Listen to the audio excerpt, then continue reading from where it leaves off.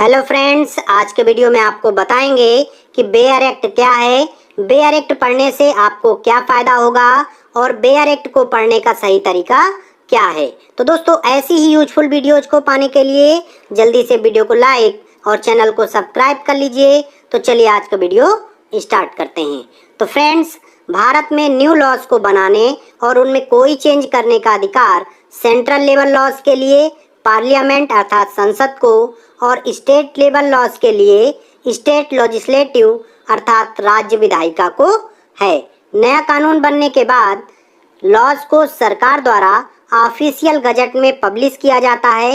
Indian constitution के article 348 के अनुसार ऑफिशियल गजट हमेशा इंग्लिश में होता है। ऑफिशियल गजट में पब्लिश लॉज के टेक्स्ट को जिन बुक्स में सेम टू सेम बिना किसी चेंज के लिखा जाता है उन लॉ बुक्स को बेयर एक्ट्स कहा जाता है। बेयर एक्ट्स में पब्लिशर को अपनी तरफ से कोई वर्ड, एग्जाम्पल या एक्सप्लेनेशन जोड़ने का अधिकार नहीं होता है, अर्थात जिस लैंग्वेज में लेजिस्लेटिव किसी लॉज को पास करती है उसी लैंग्वेज में same to same publish text को बेयर एक्ट कहते हैं। तो फ्रेंड्स, बात आती है कि हम इनको क्यों पढ़ें, बेयर एक्ट्स की हमें क्या ज़रूरत है या हमें क्या फ़ायदा होने वाला है। तो आपको बताना चाहूँगा कि सभी लॉज के बेयर एक्ट्स लॉ बुक्स की तुलना में सस्ते होते हैं। बेयर एक्ट से हमें एग्जैक्ट लॉज का पता चलता है और कंपटीशन एग्जाम्स में बेयर एक्ट से बहुत ज़्यादा क्वेश्चंस पूछे जाते हैं।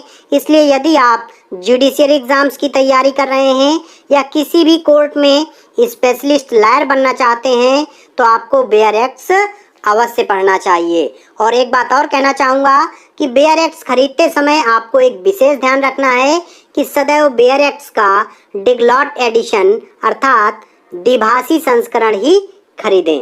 उसमें एक लैंग्वेज इंग्लिश होगी और दूसरी अपने पसंद की लैंग्वेज देख लें, इससे आपको बेयर एक्ट्स को समझने में आसानी होगी। तो अब बात करेंगे कि बेयर एक्ट्स को हमें कैसे पढ़ना चाहिए जिससे कि हमें आसानी से समझ में आ जाए और हम उसे याद रख सकें।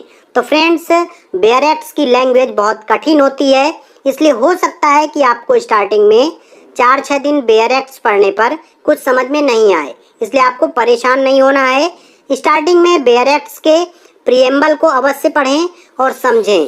बेयर एक्ट्स को कभी भी सेंटेंस वाइज नहीं पढ़ना चाहिए, क्योंकि कभी कभी एक सेंटेंस बहुत सारी लाइंस में चला जाता है जिससे पूरे सेंटेंस को एक साथ समझना कठिन हो जाता है।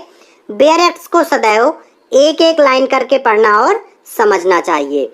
और बेयर एक्ट्स को पढ़ने में 3 बातों का विशेष ध्यान रखना चाहिए। कौन सी बातें हैं कि सबसे पहले आपको अंडरस्टैंडिंग अर्थात समझना है, मीन्स जो आप पढ़ रहे हैं उसको पहले समझें।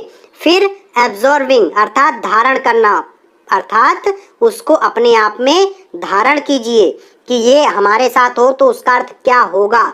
उसके बाद उसे प्रैक्टिकली यूज करने की कोशिश करना है आपको, अर्थात बेयर एक्ट्स के सेक्शंस को पढ़ने के बाद उनके बारे में प्रैक्टिकली विचार करना होगा, तभी उन्हें याद रखा जा सकता है, अन्यथा नहीं।